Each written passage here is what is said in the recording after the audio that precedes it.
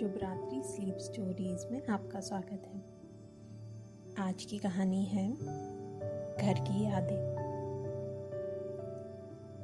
जैसे ही इस घर को बेचने की हरी झंडी प्रमोद ने दिखाई, हर्षित और हरमन घर के सामानों की सूची बनाने में लग गए। चल अचल संपत्ति का पूर्ण विवरण तैयार किया जाने लगा। घर के बंटवारे लायक सामान की सूची बनाई जाने लगी तथा जिन अनुपयोगी सामान को बेचना था उनकी एक अलग सूची बनाई।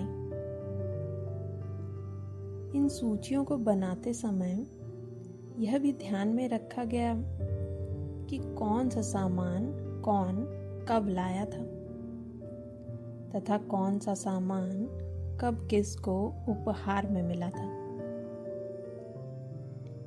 हालत यह थी कि रेणुका 2 घंटे से खाना टेबल पर लगाए बार बार उनसे खाने का आग्रह कर रही थी, पर वे बस इतना ही कहते, 5 मिनट मां। हर्षित और हरमन अपनी अपनी अर्धांगिनियों के साथ सामानों की लिस्ट बनाने में व्यस्त थे। हर्षित और हरमन के लगातार दबाव के कारण अंततः प्रमोद बंटवारे के लिए जहां तैयार हो गए थे, वहीं रेणुका अपने पुत्र तथा पुत्रवधुओं के इस अनोखे व्यवहार को देखकर आश्चर्यचकित थी। उसे समझ में नहीं आ रहा था कि उनकी परवरिश में कहाँ कमी रह गई। बचपन में एक दूसरे पर जान छिड़कने वाले, यहाँ तक कि अपनी अपनी पत्नियों के दबाव के विरुद्ध एक दूसरे के बिना एक पल भी न रह पाने वाले भाइयों में ऐसा क्या हो गया कि एकाएक उनके व्यवहार में इतना परिवर्तन आ गया, जो उन्होंने अलग अलग रहने की ठान ली। और तो और एक दूसरे से 36 का आंकड़ा रखने वाली उनकी पत्नियां आज ऐसे मिलजुल कर बात कर रही हैं मानो वो सगी बहनें हों। आखिर क्या कमी थी इस घर में? दोनों के लिए अलग अलग कमरे हैं, अलग अलग गाड़ियां हैं, घूमने फिरने की स्वतंत्रता है। पारिवारिक एकता का प्रतीक बना किचन अवश्य उन्होंने एक ही रखा है।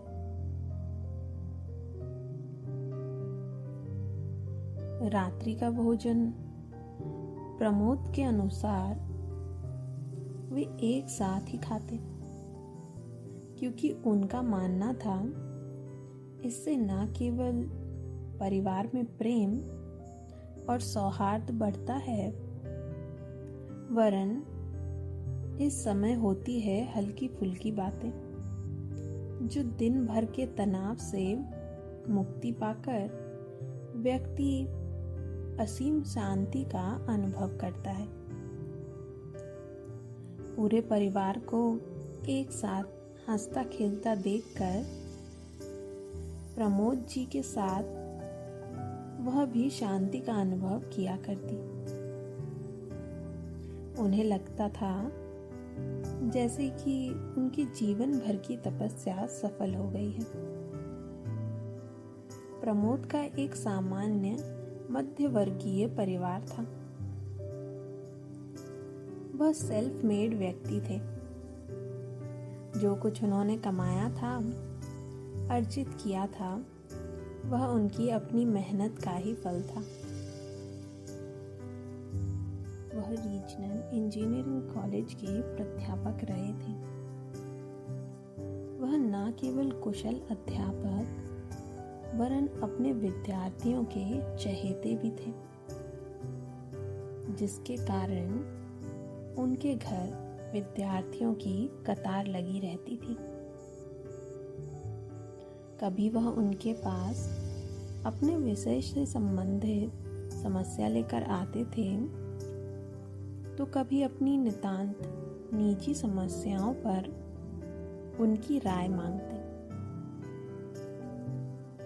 प्रमोद बिना झुंझलाए उनकी हर समस्या के समाधान हेतु सदा तत्पर रहते थे।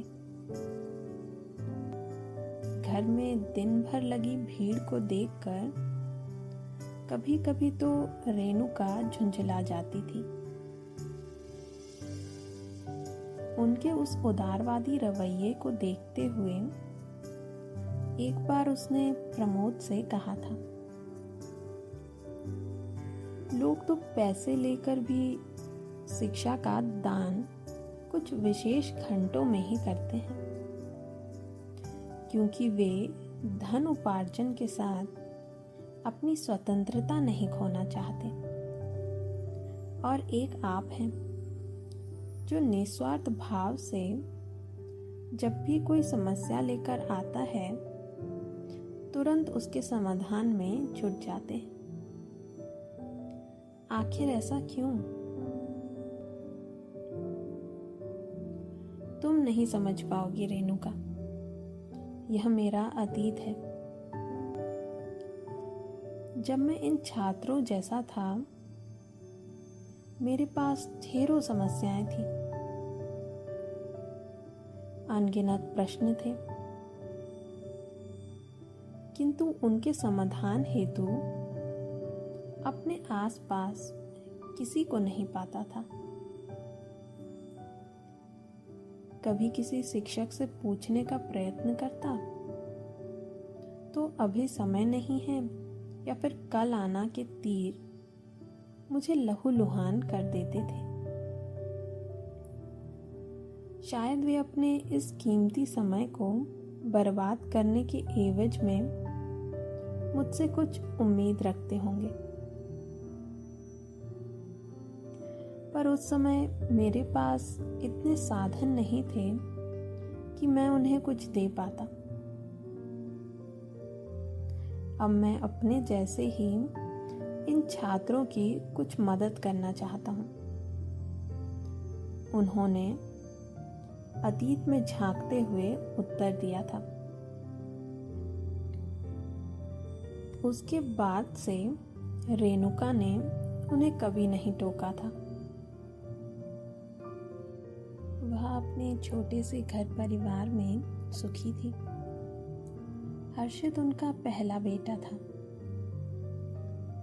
दूसरा भी बेटा पैदा होने पर रीना ने रेणुका के चेहरे पर खुशी की कोई लकीर न पाकर मुस्कुराते हुए कहा था, तेरी तो चांदी ही चांदी है बहना, बैठे बिठाए ही लाखों की लॉटरी निकल आई है। ना कोई चिंता है ना ही परेशानी, रानी बनी राज करती रहना, वरना आज के युग में पुत्री का विवाह करने में अच्छे अच्छों का दिवाला निकल जाता है। अब मुझे ही देख, मेरी 2 बेटियां हैं। बात बात पर सासू माँ ताने देते हुए कहती हैं कि मैं वंश आगे नहीं बढ़ा पाई। अगर तेरा जीजा जी का साथ ना मुझे मिलता तब शायद मेरा जीना भी दूभर कर देती। कहते हुए उनकी आंखें छलछला आई थी। दीदी प्लीज, सिर्फ अच्छी बातों को याद रखो, जीना आसान हो जाएगा। रेणुका ने उठकर उनके आंसू पोंछते हुए कहा, हाँ बात तो तेरी सही है रेणुका, मैं तो खुश हूँ। आज मेरी बेटियां हैं इसलिए मैं घर की चिंता किए बिना कहीं भी घूम पाती हूँ। तेरे पास आने के लिए मुझे सोचना नहीं पड़ता। बस मेरी सासू माँ ही खुश नहीं। दीदी सहज हो गई थी, पर उसे लग रहा था कि स्त्री ही स्त्री की दुश्मन क्यों होती है। विशेषतया वह स्त्री जो अपने पुत्र के लिए खुशी खुशी बहू लाती है, पर वह उसमें अच्छाई देखने की बजाय बुराई ही क्यों ढूंढने लगती है। उसी समय उसने निर्णय लिया था, वह अपनी बहुओं को बेटियों जैसे ही प्यार देगी। आखिर प्यार देकर ही प्यार पाया जा सकता है। समय पंख लगाकर उड़ता रहा। वह उन भाग्यशालियों में से थी जिसको बिना मांगे ही सब कुछ मिलता गया था। जहां उसकी सब सहेलियां अपने बच्चों को लेकर चिंतित रहती, वहीं वह निश्चिंत थी, क्योंकि उसके दोनों पुत्र उनकी आशाओं से कहीं अधिक अच्छा कर रहे थे। हर्षित और हरमन पढ़ाई में भी तेज ही थे। खेल कूद तथा अन्य गतिविधियों में भी अपनी छाप छोड़े बिना नहीं रहते थे। हर्षित जहां अपने स्कूल की क्रिकेट टीम का कैप्टन था, वहीं हरमन स्कूल की क्विज टीम में था। यही कारण था कि स्कूल के वार्षिक समारोह में उनके पास उपहारों की झड़ी लग जाती थी। उनकी सफलता के झंडे सिर्फ स्कूल तक सीमित नहीं रहे, वरन कॉलेज में पहुंचकर भी उन्होंने न केवल उनका वरन कॉलेज का नाम भी रोशन किया। उनके हर्ष की सीमा न रही जब हर्षित प्रथम बार में ही मेडिकल की प्रतियोगी परीक्षा में सफल हो गया। उसके 2 वर्ष बाद ही हरमन का इंजीनियरिंग कॉलेज में चयन जीवन भर की खुशियां दे गया। उस समय उनको ऐसा महसूस हुआ था जैसे उनका जीवन सफल हो गया है। एक माता पिता के लिए इससे ज्यादा खुशी क्या हो सकती है कि उनके बच्चों ने अपनी अपनी मंजिल पा ली है।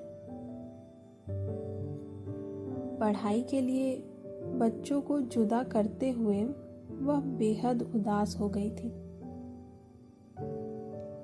लेकिन बच्चों के भविष्य के लिए जुदाई तो सहनी ही होगी, सोचकर सब्र किया। तब उसने और प्रमोद ने एक सपना बुना था। इस समय तो भले ही बच्चे हमसे दूर हो गए हैं,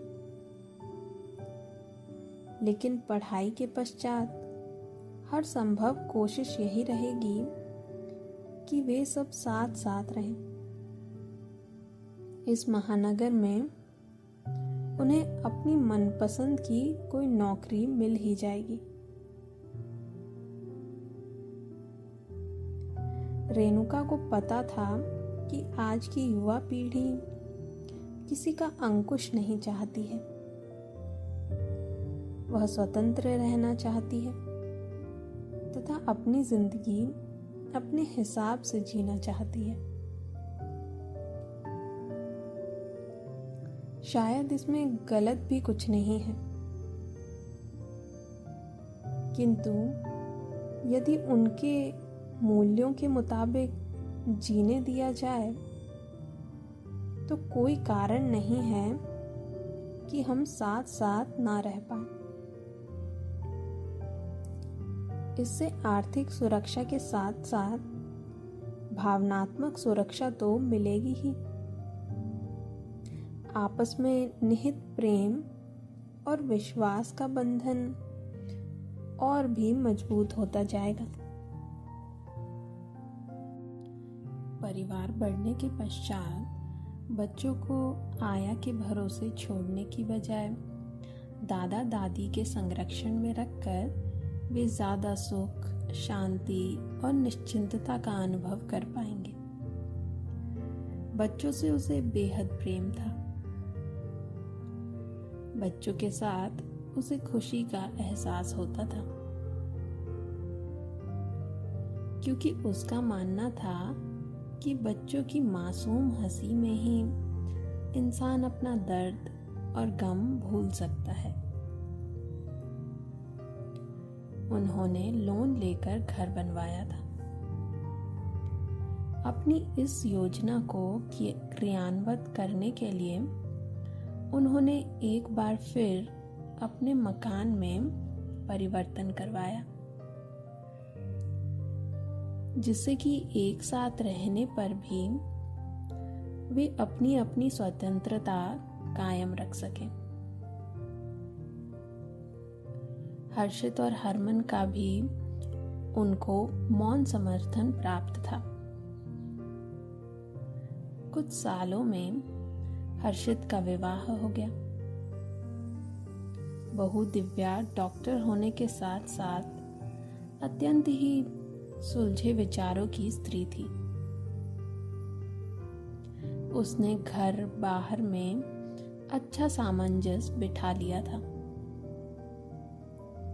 घर में प्रवेश करते ही घर परिवार में वह इस तरह रम गई कि वह उन्हें बहू से ज्यादा बेटी की नजर से दिखाई देती। हर्षित का ख्याल रखने के साथ साथ वह घर के अन्य सदस्यों को भी भरपूर ख्याल की चेष्टा करती थी। विवाह के कुछ दिनों पश्चात प्रमोद को हार्ट अटैक आया था। तब उसने उनकी सेवा में रात दिन एक कर दिया था। सुबह शाम उनका ब्लड प्रेशर देखना तथा समय पर दवा देने की जिम्मेदारी उसने अपने ऊपर ले ली थी। उसकी सेवा भाव से अभिभूत होकर प्रमोद ने कहा था, बेटी, मेरी वजह से तू क्यों परेशान रहती है? अपनी ड्यूटी ज्वाइन कर ले। तेरी माँ है ही मेरी देखभाल के लिए।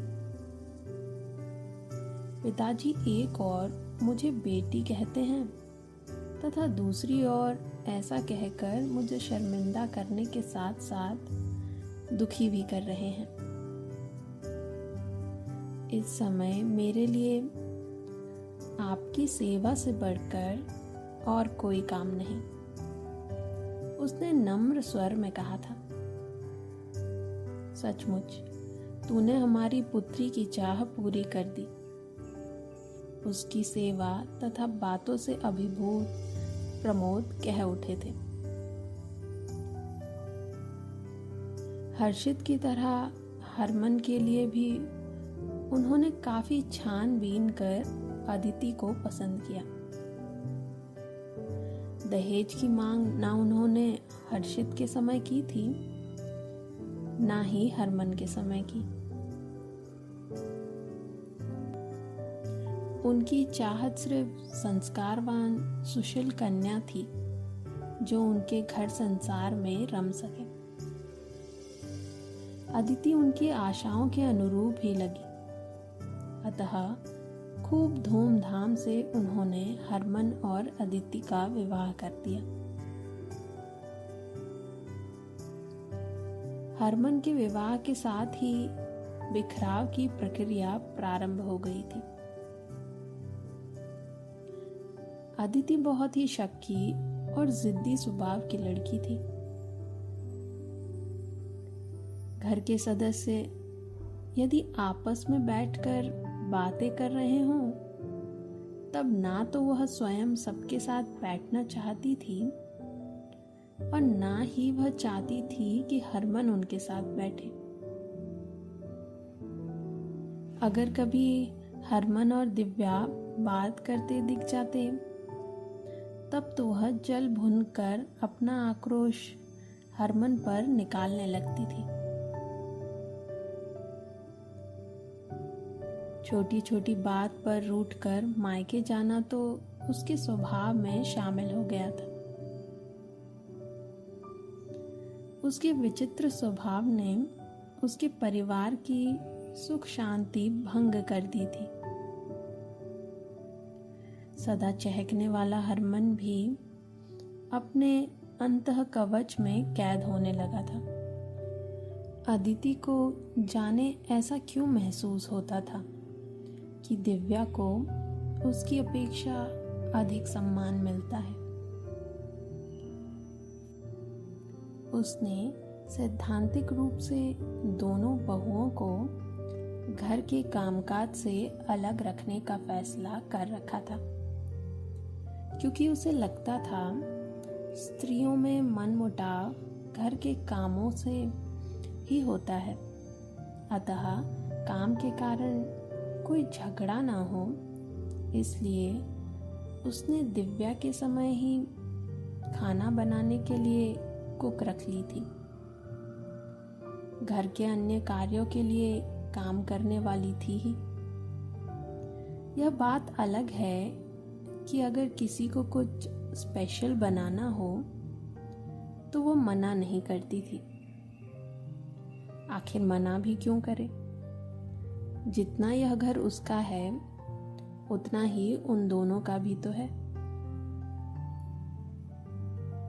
कुक तथा काम करने वाली को निर्देश देने का काम रेणुका स्वयं ही करती थी।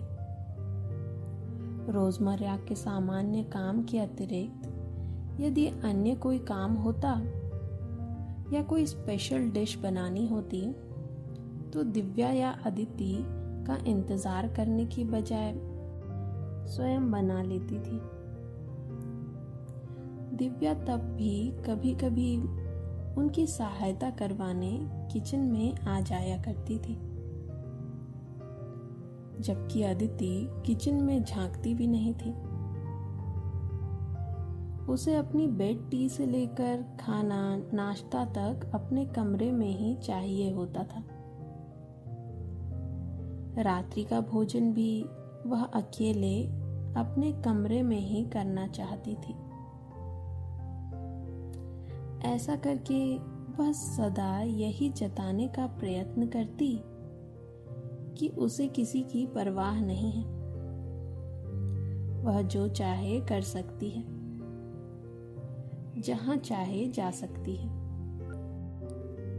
अदिति का व्यवहार देखकर रेणुका को लगता था कि आखिर उससे कहाँ कमी रह गई जो वह अदिति को अपना नहीं बना पाई। अगर वह एक कदम आगे बढ़ाती तो वह 2 कदम पीछे हटने का दिखावा करती। मुझे किसी की परवाह नहीं है का मूल मंत्र उसने गांठ बांध लिया था। उसके सारे प्रयत्नों के बावजूद वह हमेशा कटी कटी रहती। उसके आचरण से रेणुका को ऐसा लगने लगा था कि किसी ने ठीक ही कहा है कि खुशियां ज्यादा दिन नहीं टिकती। इंसान को स्वर्ग नर्क इसी जन्म में भोगना पड़ता है। उसे अपनी मित्र रूपा के शब्द बार बार याद आते। रेणुका, मुझे तो लगता है जब हम बेटे के लिए बहू लेकर आते हैं तब हमें पता नहीं होता कि वह कैसे परिवेश में पली बढ़ी है, उसके संस्कार कैसे हैं। अब 2-4 घंटे की मुलाकात में तो कोई किसी के बारे में जान नहीं पाता और ना ही समझ पाता है। सच, एक लड़की जहाँ पूरे घर को एक सूत्र में बांध सकती है, वहीं दूसरी ओर वह एक अच्छे भले घर को तहस नहस भी कर सकती है। किसी के विचारों पर अंकुश लगाना या परिवर्तन करवा पाना अत्यंत ही कठिन कार्य है। शायद यही कारण था कि कि ना चाहते हुए भी सब उसके निरंकुश व्यवहार को सामान्य रूप से लेने की चेष्टा करने लगे, जिससे कि घर की सुख शांति बची रह सके।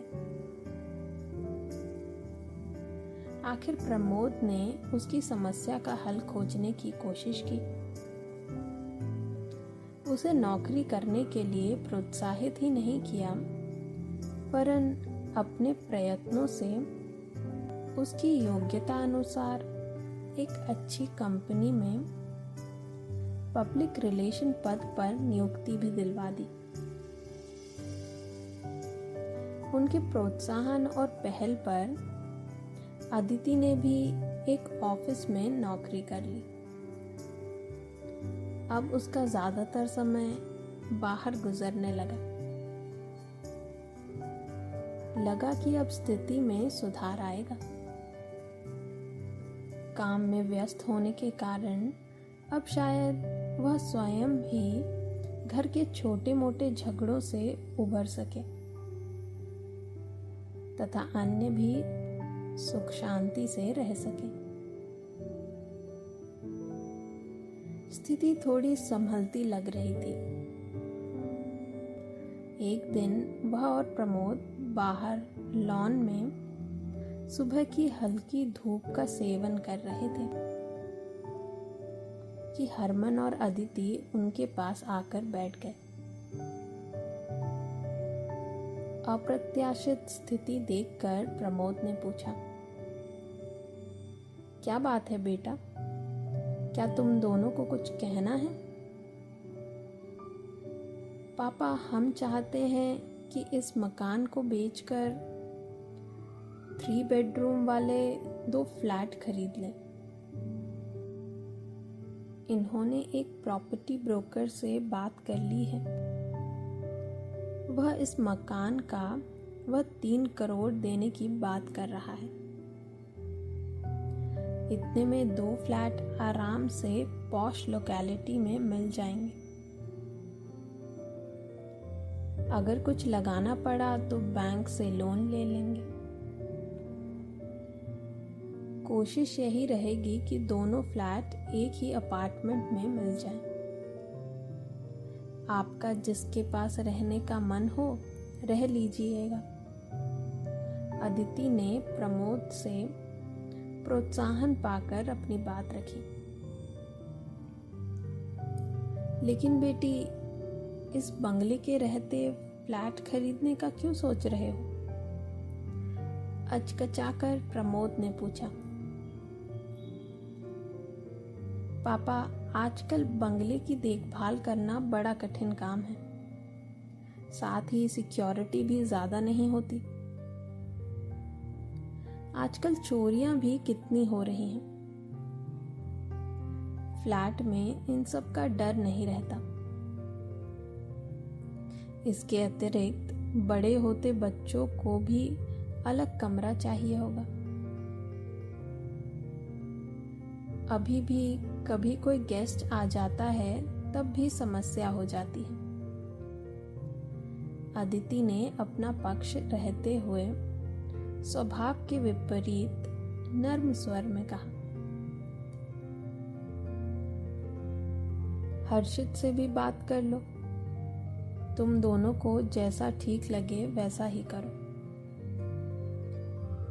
कहते हुए प्रमोद ने बात टालनी चाहिए। यह हमारा मकान है। कितनी मुश्किल से हमने इसे बनवाया था। आप इतनी आसानी से कैसे अदिति का प्रस्ताव मान गए? उनके जाते ही प्रमोद से रेणुका ने पूछा।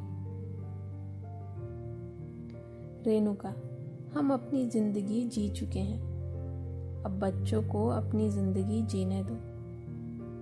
कहकर प्रमोद निष्प्रभ भाव से सदा की तरह पेपर पढ़ने लगे। उनकी यही आदत उसे सदा से बुरी लगती थी। दो टूक फैसले कर देना तथा जब किसी बात पर ध्यान न देना हो तो पेपर पढ़ने बैठ जाना। वह किसी से कुछ कह तो नहीं पाई, लेकिन मन रो उठा। उस समय उसने यह सोचकर मन को सांत्वना दी कि शायद यह अदिति के दिमाग का फितूर है, कुछ दिनों में शांत हो जाएगा।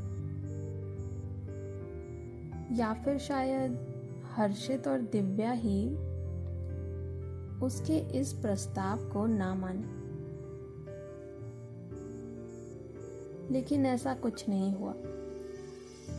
वे भी खुशी खुशी इस प्रस्ताव को मान गए, जैसे वे इस प्रस्ताव के आने का इंतजार ही कर रहे थे। अचानक प्रमोद का कर्कश स्वर सुनकर वह चौंक गई।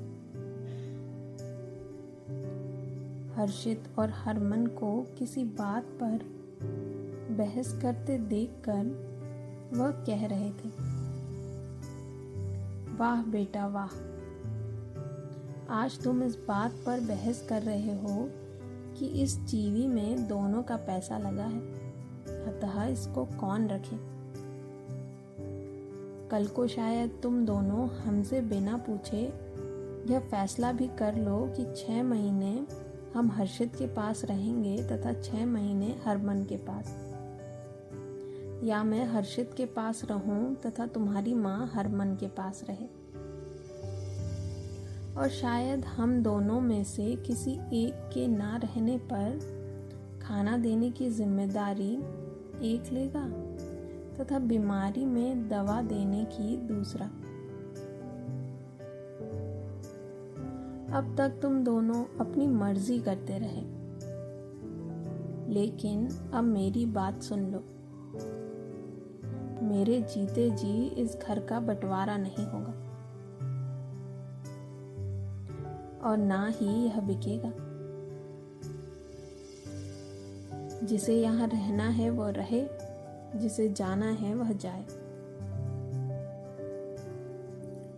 गलती मेरी थी।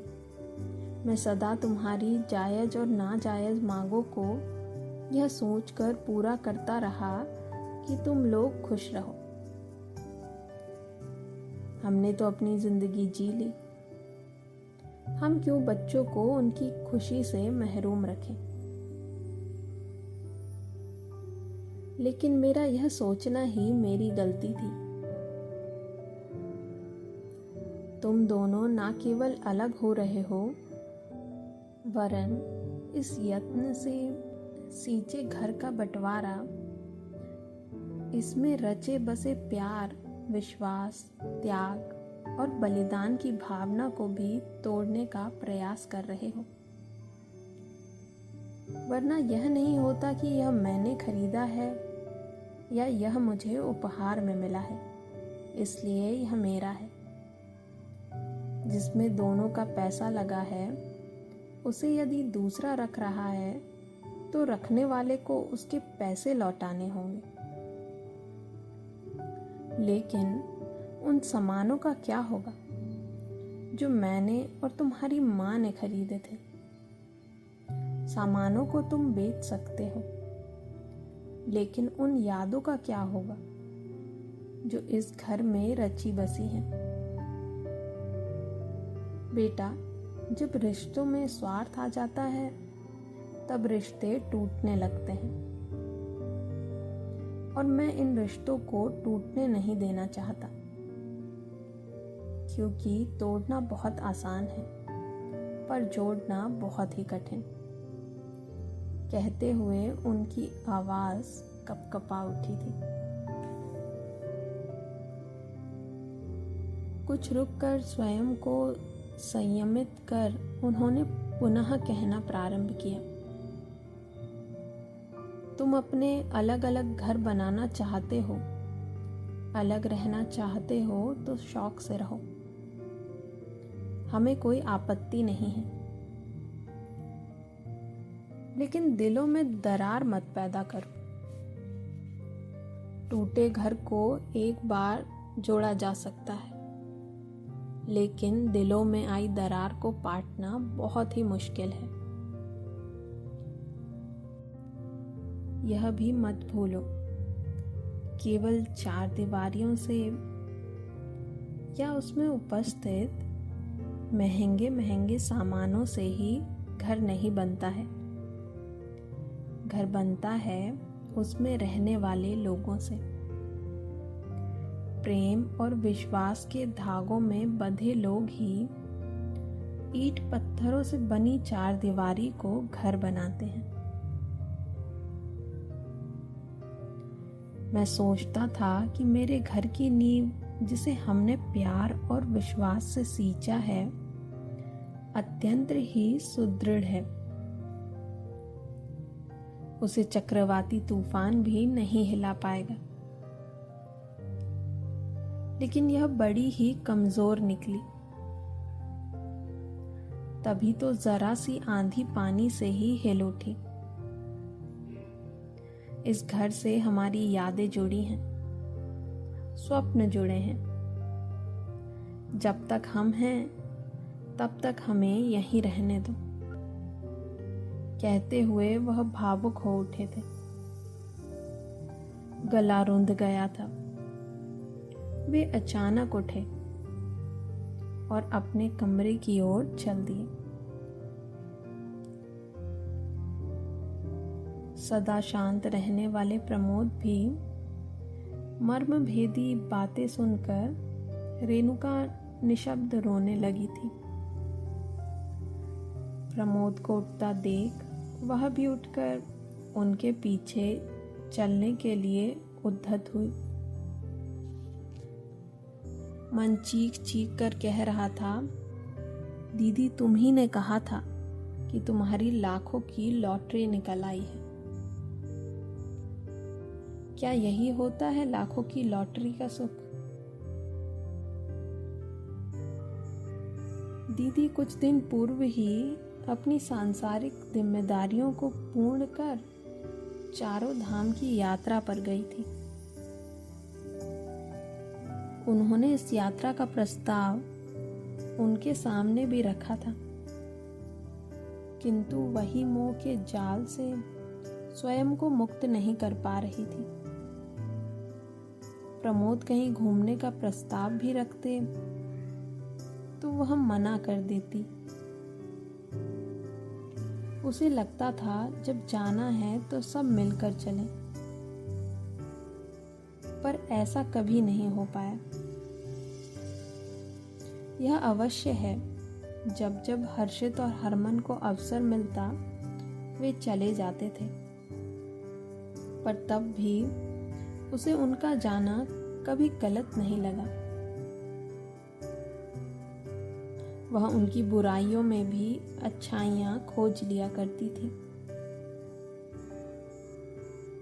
शायद आज उसे अपनी इसी अच्छाई का अंजाम भोगना पड़ रहा है।